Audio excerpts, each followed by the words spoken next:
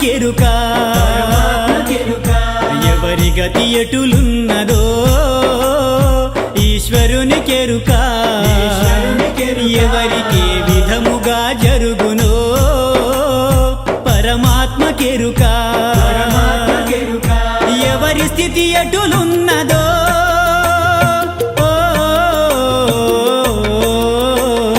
ఎగసి ఎగసి పడుటే కాని